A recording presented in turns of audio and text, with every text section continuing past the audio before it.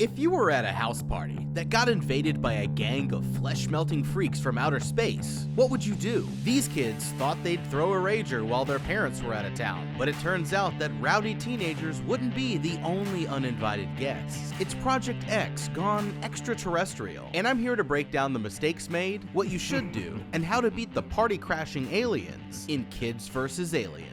It's Halloween night, but these aliens are looking for a different kind of treat. Late one cold October night, a team of fishermen pull up their cages onto the boat to see what they've caught. The younger guy asks how much longer before they can head back to shore, but his older partner tells him that it's up for the captain to decide when they're finished. The captain says that they need to keep working, but just then, a massive yellow light appears in the sky above the boat. A huge wave crashes over the deck, and the captain runs to check on his men, who ask him what's going on. The water all around them begins to glow yellow, and the captain says they need to get out of there, when suddenly, the older fisherman is pulled overboard into the dark waters. While the captain's back is turned, the younger guy gets dragged off of the boat, and he shouts, "Who's out there?" just as an alien hand grabs him by the face and takes him under too. The next day, a group of kids film a pretend battle in their yard, with one side dressed as the dinosaur people, and the others attacking them with a Mad Max-looking lawnmower vehicle. They storm the barn and enter a wrestling ring, where a kid dressed as a dino sorcerer and another in a robot costume wait for the final showdown. The kids take out the robot with a dropkick maneuver, but the oldest kid, Sam, stops the production, asking why the other kids get to use swords when all she has is a toy gun. Her younger brother, Gary, chimes in that he's the director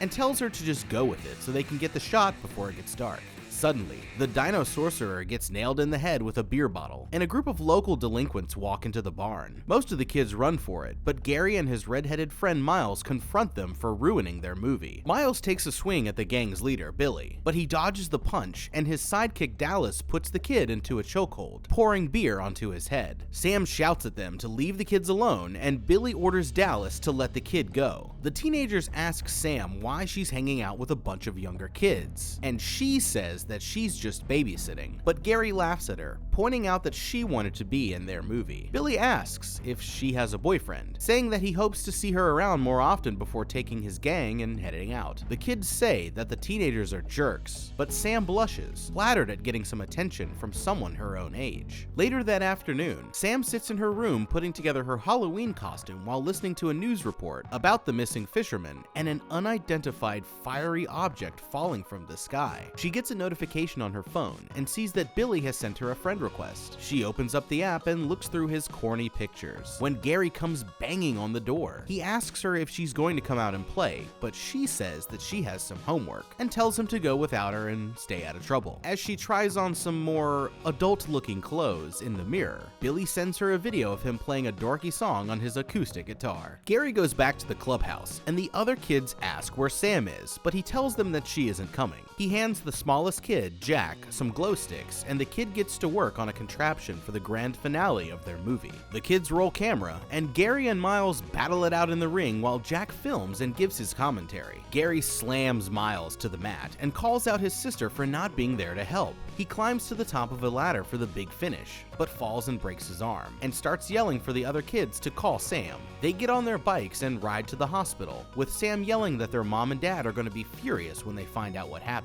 At the hospital, Gary checks out his x-ray and notices that Sam is starting to dress differently, trying to make herself look older. Their parents show up and immediately tell them that they have another flight to catch that night. Gary complains that they just got back, but their mom says that they'll only be gone for a couple of days and that Sam will take care of him. Sam objects that she wants to go out for Halloween, and their mom notices that she looks different from normal. Their dad hangs up his phone call, saying a quick goodbye to Gary and telling Sam to meet them out in the hall. Their mom scolds her for not watching out for Gary and tells her that she's not allowed to use her phone or have any friends over until they get back. Sam asks if Gary is punished too, but they say that his broken arm is punishment enough, and tell her to keep an eye on him before running to catch their flight. Meanwhile, Billy and his minions watch the sunset, drinking beers and making their plans for Halloween mischief. Dallas asks Billy what they're going to do, and he says that he's working on an idea. Somewhere in the woods, a group of guys in yellow hazmat suits recover the bodies of 3 missing fishermen, with their leader looking out at the lake through his binoculars. The next day, Gary and his friends friends film a battle scene between Jack and a robot dinosaur controlled by Miles. Suddenly,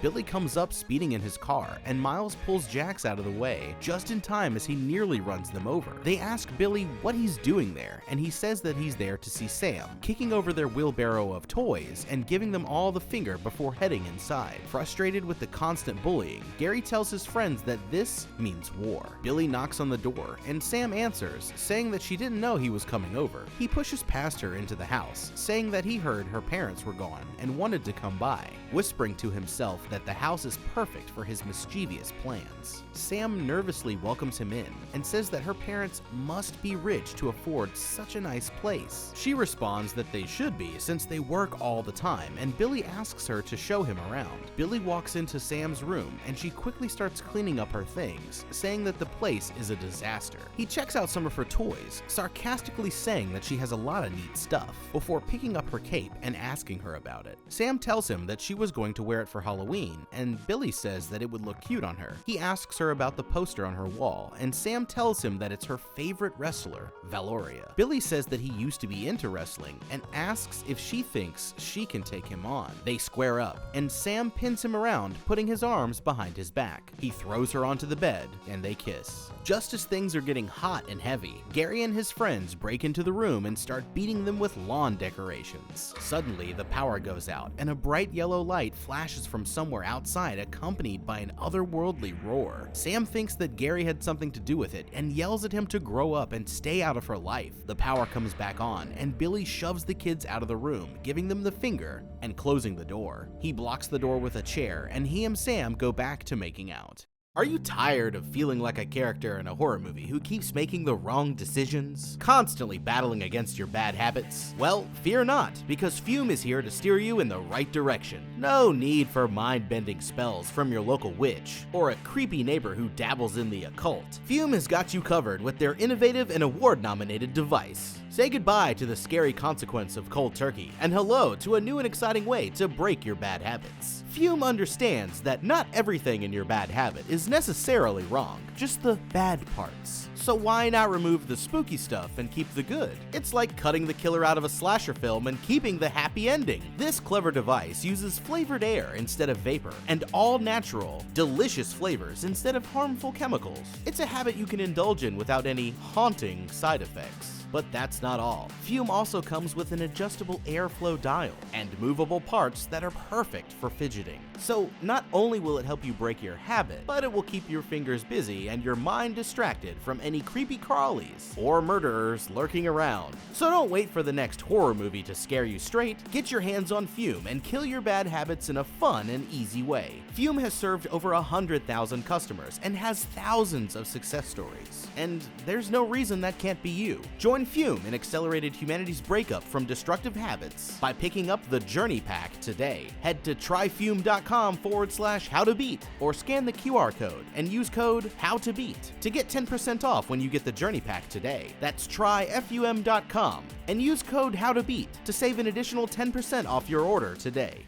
Okay, the real monsters haven't even shown up yet, but Billy just pissed off the worst one of all, and he's about to realize that I'm not trapped in this town with him, he's trapped in here with me. If he thinks he can trash my clubhouse, almost run my friends over with his wannabe sports car, and worst of all, try to hook up with my sister, then he's got another thing coming. I'm tempted to give him the Scott Tenorman treatment and turn his parents into Mr. and Mrs. McDougal Chili, but these kids seem to have a bright future making movies ahead of them, so we'll take a more subtle approach. But don't think for a second that I'm about to let this bully off so easily. Now, teenagers might scare My Chemical Romance, but they don't scare me, because I know what they're afraid of. A kid who postures and threatens people as often as Billy here definitely has some deep insecurities that I can exploit. A little bit of research has showed me that one of the top things that teenagers fear is being rejected by their friends. So here's what we're going to do. If you're paying attention like I was, you might have noticed that Billy was too cool to lock up his car when he went inside to put the moves on my sister. That works for me, because I'm gonna open up the glove box and find his insurance or registration paperwork, and just like that, I'll have his home address, which opens up a world of delightful possibilities. Once I've figured out where Billy lives, I'm heading downtown to the local homeless guy.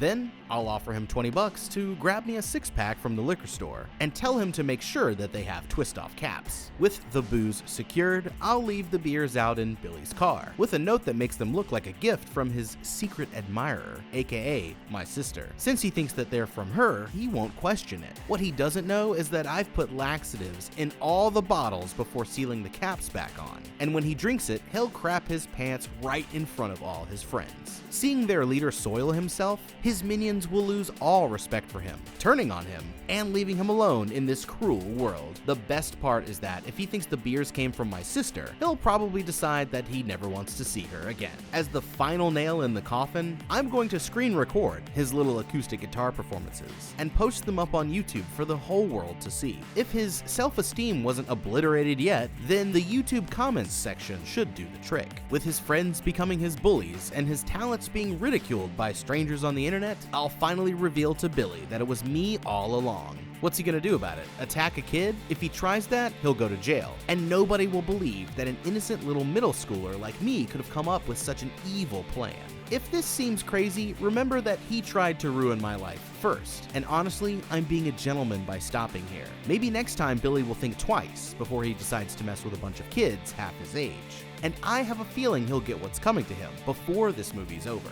Now, destroying the lives of high school bullies is fun and all, but let's not forget that there is an alien invasion going on behind the scenes. It's time to see where they're going to strike next. Outside, the kids notice the bright yellow light coming from far out on the lake. They run to the dock to check it out, but Jack warns them not to go near it, saying that it could be aliens from outer space. The light goes out, and Miles says that he's just being paranoid. They head back to the house for a snack, agreeing not to tell Sam since they're mad at her. Jack knows something weird is going on, and as they walk away, an alien climbs up onto the dock right behind them. The next morning, Jack is sleeping in the wrestling ring when an alien hand reaches out and grabs him. He struggles to get away, but realizes that it's just his friends. Gary tells him that Billy and his friends are hanging out with Sam in their backyard, and the three kids decide to go and spy on them. Sitting on the dock, Billy points out that he hasn't seen the younger kids around and says that they must have learned their lesson. His girl sidekick, Trish, asks if they're partying tonight, and Billy responds that they just don't have a place yet. Sam says that she wishes she could join them, but she'll be stuck at home babysitting her little brother. Trish says that they should have their own party in the old barn, but Billy suggests that they should throw it at Sam's house so that she can come too. Sam says that her parents would kill her, but Trish says that she shouldn't worry about what they think. Dallas chimes in that they should just call their parents and ask for permission, but Billy hates the idea so much that he punches him off the dock into the freezing cold water. He swims back to the dock, climbing up just in time as an unseen alien hand tries to grab him. Billy promises Sam that they'll keep the party small, saying that he wants everyone to meet his new girlfriend, and she finally agrees, but that was her worst mistake. Off in the distance, Gary and his friends are watching them with a pair of binoculars, and he says that tonight they'll get their revenge. Night falls, and the party quickly gets out of control, with loud music, flashing lights, and drunken teenagers tearing the place up. Sam finds Dallas spray painting on the walls and yells at him to stop, but he says that Billy said it was okay, so she storms off looking for him. Sam finds Billy in the kitchen smoking a cigarette and yells at him for letting the other kids destroy her house, but he says that her rich parents can fix it all later. Just then, a kid opens a drawer and pukes all over her parents' silverware, and Sam says that this party is over. Billy aggressively tries to stop her from kicking everyone out, but she laughs at him and walks away. Sam goes into the other room and starts telling people to leave, but Billy comes up running behind her and grabs her by the arm. He gets right in her face, demanding that she do what he tells her, and she says that he's scaring her, but his only response is an evil good. He yells to the room that the party is back on, and the other kids tear the place apart. Gary flies a drone around, watching the chaos from the safety of his room. Jack and Miles climb through the window, and they watch Billy on the drone as an alien sneaks by right behind them. Billy tries to go to the bathroom, but the door is locked, and Trish motions for him to come into Sam's room. He proceeds to pee all over the wall while Gary and his friends record the disgusting scene with their drone. Sam stands in the corner, not sure what to do, but just then the music stops, and Gary appears on the TV. He yells at Sam for abandoning them and shows footage of Billy and Trish talking crap behind her back. Dallas goes to Sam's bedroom, telling Billy that the kids are on TV putting him on blast, and he throws on his clothes and runs to see what's going on. Sam gets embarrassed and turns around to see Billy standing right behind her. He realizes that Gary is still in the house and runs to his bedroom to beat him up. Billy bursts in and drags Gary and his friends to the living room, throwing them on the ground in front of all the other kids. He twists Gary's broken arm and orders Dallas to break it again. The other teens start chanting for him to do it, but Dallas refuses to cross that line, and Billy shouts that he'll just do it himself. Suddenly, the yellow light flashes again and the power in the house goes out. A group of aliens storms in, grabbing Billy by the hand as the other kids run away terrified. In the chaos, the aliens grab Dallas, Trish, Jack, Miles, and finally Gary. Sam runs to help him, but more of the aliens cut her off, and she retreats to her bedroom, holding the door shut as the aliens drag her brother and his friends into the lake. Okay, Sam. I'm disappointed. You had everything going for you. A nice house, a brother who loved you, a gang of neighborhood kids who worshipped you like a god, and most importantly, your dignity. But you threw it all away for a shot to hook up with the biggest shithead in town. A close encounter with the turd kind, if you will. I hate to say it, but you've earned a spot on our wall of shame, and it's time to take a closer look at where it all went wrong. Sam, you f***ed up. You had a good thing going filming fun little movies with your brothers and his friends, but it all took some puppy dog eyes and a compliment from this wannabe bad boy, and it's like you completely forgot that he just assaulted a child with a beer bottle right in front of you. Was it the daytime binge drinking, the indoor chain smoking, his junker of a car, or the picking on kids half his age that got your attention? Billy and his gang stormed into your house, threw a bottle at Miles for absolutely no reason, and called your little brother a loser. But your response is to blush and swoon when he calls you pretty? Grow a spine, woman. It's time for a small town beatdown to put that jerk in his place. I'm sure your hero Valora didn't get to where she was today by worrying about impressing selfie-posting boys from around the block. Friendly advice? Focus on yourself, girlfriend. Don't let guys like Billy come along and drag you down to their level. As if letting him bully your defenseless little brother wasn't bad enough, you let this delinquent and his friends throw a party at your house while your parents were out of town, and then acted surprised when they totally trashed the place. Serious question. Based on his track record, what did you think Billy and his friends were going to do when you gave them free reign of your house? Roast marshmallows and sing Kumbaya together like some Boy Scout bonfire? Of course they were going to tear the place up. That's what happens when you feed the gremlins after midnight. The fact is, you're just not meant to fit in with this crowd, Sam, and that's okay because they're bad people. You fell for the oldest trick in the book and then want to cry about it when it turns out the local scumbag doesn't really want to go out with you? Maybe Gary can call the wambulance to come pick you up after he's done watching your boyfriend use your bedroom as his own personal porta potty.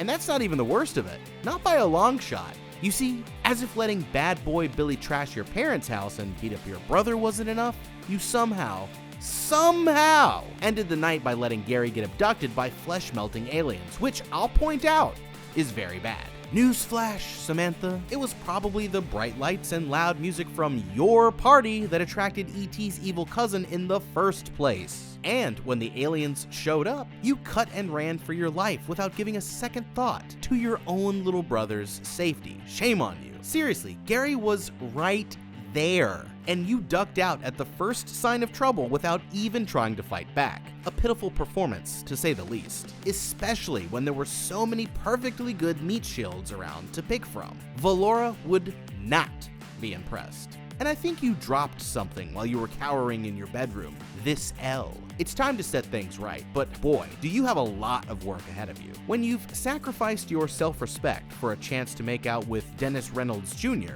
only to end up with your house trashed and your poor little brother on the next UFO to Probe City. I mean, do I even need to say it? Sam, you have cosmically f***ed up. With the aliens finally gone for now, Sam goes to look around and sees that her whole house is completely trashed. She runs out back looking for Gary, and one of the teenagers tells her that they took him into the water. Sam goes to the shed, grabbing a scuba tank, wetsuit, utility belt, and a pair of goggles and some flippers, and suits up for battle. She walks out to the dock and jumps into the murky water, determined to save her brother and his friends. Deep below the surface, she comes to a giant alien skull and swims inside. The place is like a cave, and she climbs out of the water, taking off her scuba gear and cautiously walking down the tunnel, shining her flashlight all around. Just then, a group of aliens come walking down the tunnel, and she ducks into an alcove to let them pass. Looking around, she finds a skeleton wearing knight's armor and holding a huge sword, and takes the weapon to use in the fight. Sam goes to the cave's main chamber and finds the aliens tying Trish up to a strange stone pillar.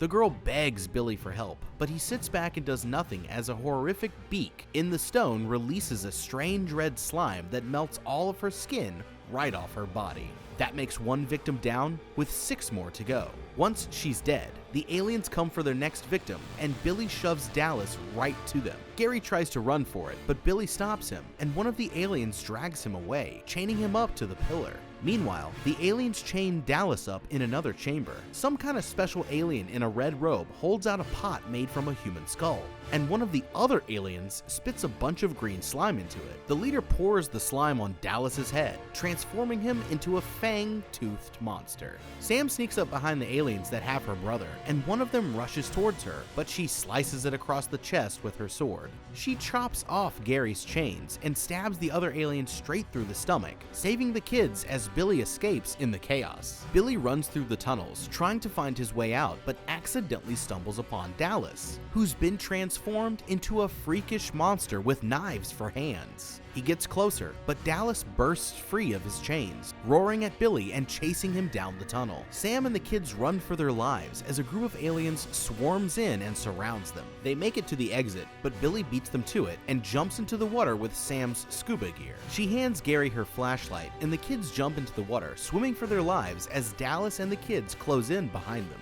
The kids swim back towards the dock, and Miles and Gary make it to the surface, but Sam gets grabbed by one of the aliens, and Jack is nowhere in sight. The boys get ready to jump back in to try and save their friends, but just then, Sam bursts out of the water, holding an unconscious Jack in her arms. She lays Jack down on the dock and starts to give him CPR, but it looks like he isn't going to make it. A group of aliens climb onto the dock and start walking towards them, and at the last second, Jack finally wakes up. Suddenly, Dallas bursts through the dock just a few feet away, and the kids run for their lives while Sam holds him off with her sword. She takes a few swings at him, but he blocks them with his knife hands, and she decides to make a run for it while she still has the chance. Okay, it's nice to see Sam stepping up like a big sister should, but next time you're going to save your brother from a cult of aliens, maybe bring some weapons with you in case you don't happen to find one on their ship. You can't always rely on things working out for you because you're the main character after all. Just ask Maria from Blood and Honey how that goes.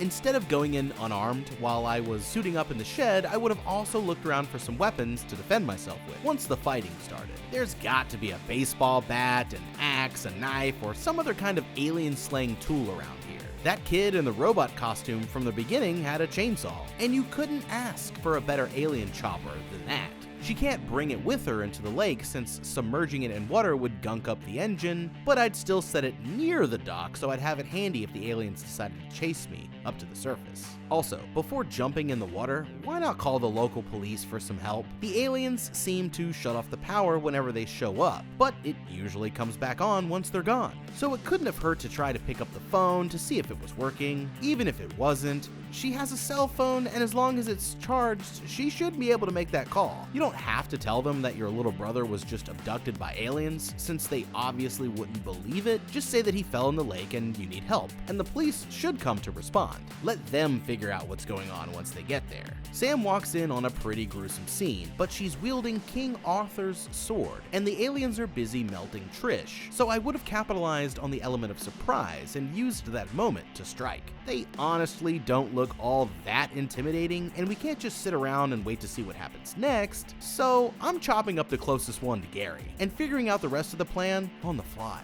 Once I started swinging and chaos broke out, people were going to be running everywhere, and in the confusion, hopefully I could slip away with Gary and the boys, while slicing a path through any aliens that tried to stop us. If I'd acted quickly enough, that might have foiled the aliens' plans to turn Dallas into a mutant Freddy Krueger, eliminating that threat before it even came up. If I couldn't get out of there clean and had to make a stand, there's one important piece of visual information that I've picked up on that could swing things in my direction.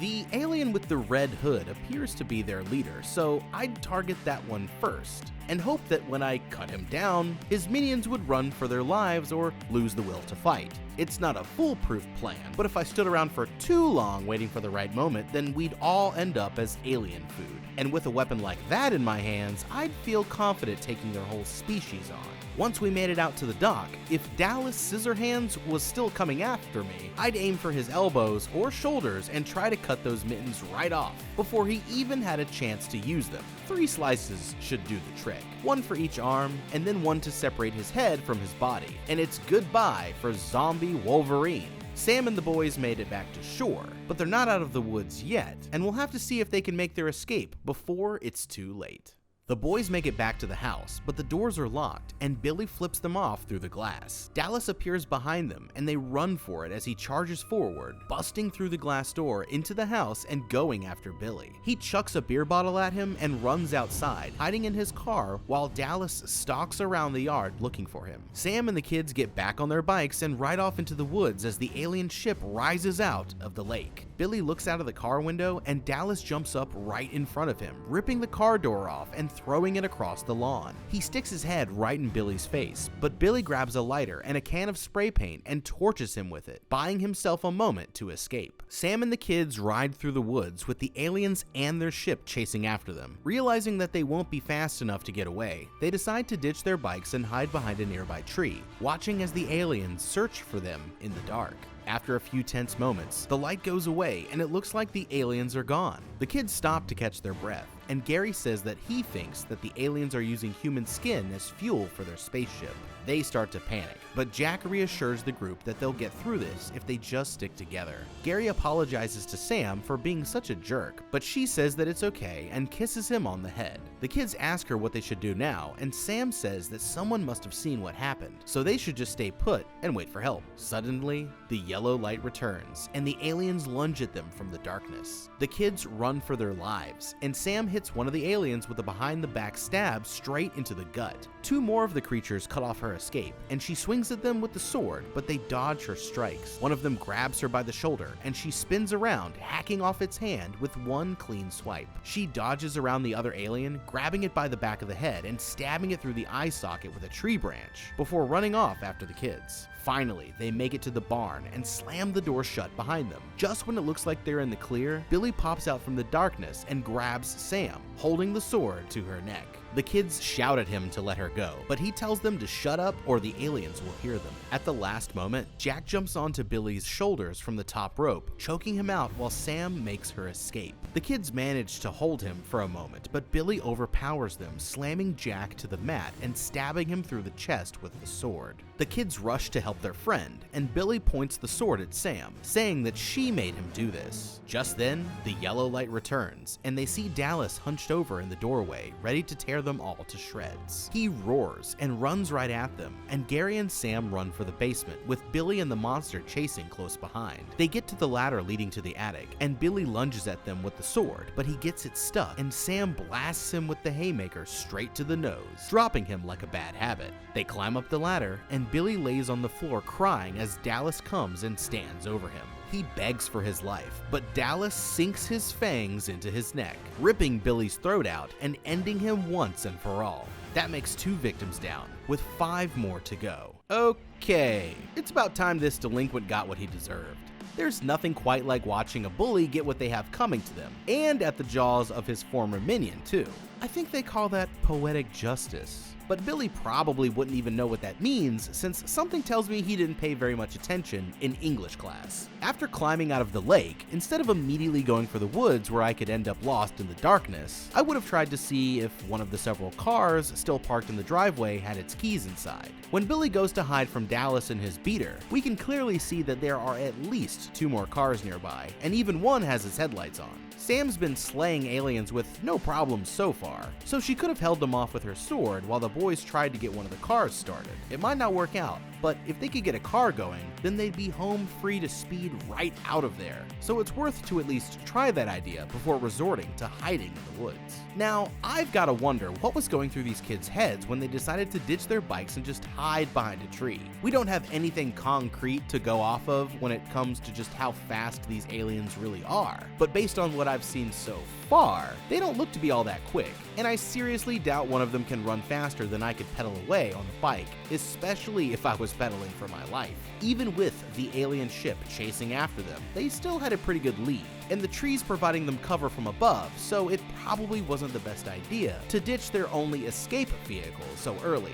The aliens probably have some advanced human-finding technology, so trying to hide from them isn't going to work. They should have kept riding for their lives, and made their final stand if they had no other options. Sure enough, the aliens find their hiding spot, but what they don't realize is that while the other kids her age were partying, Sam studied the blade. And so she dispatched them with ease, buying the kids time to run for the barn. Once inside, the kids immediately let their guard down, when what they should have done is cleared the room for any threats first. Billy's able to get the jump on them once again, but I would have been ready for him, and if he tried that on me, he would have caught the sword straight through the abdomen. After making sure the building was Billy free, I'd tell the kids to quickly run around and find any weapons that they could use to make our final stand.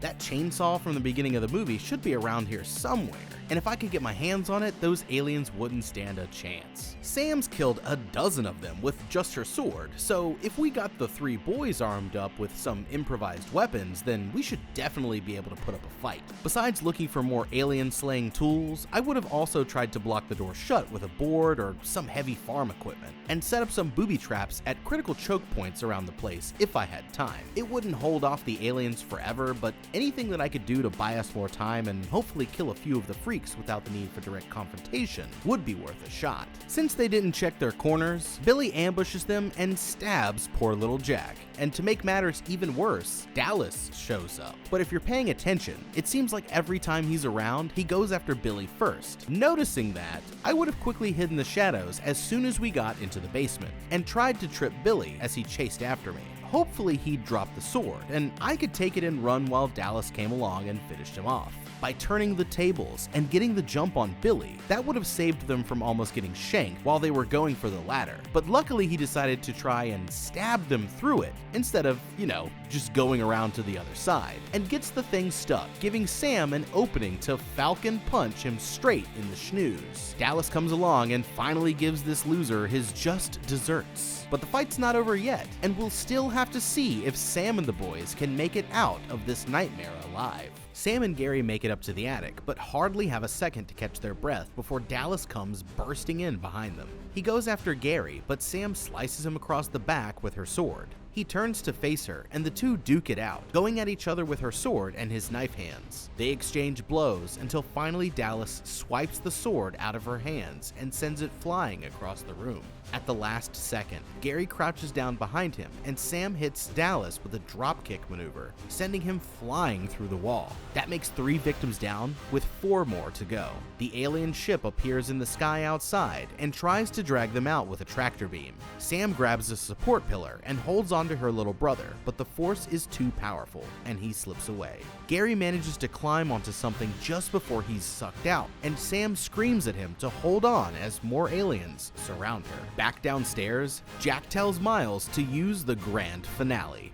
He fires up the device, lighting the fuse and sending it outside as the alien ship pulls it up into the sky. Just when it looks like all hope is lost, the grand finale explodes, setting off fireworks and damaging the alien ship. Gary throws Sam her sword, and she slices one alien across the stomach before spinning around and chopping the other's head right in half. The kids run to see Jack, but he's barely conscious. He asks what happened to the aliens, and they tell him that his plan worked, and they blew them all up.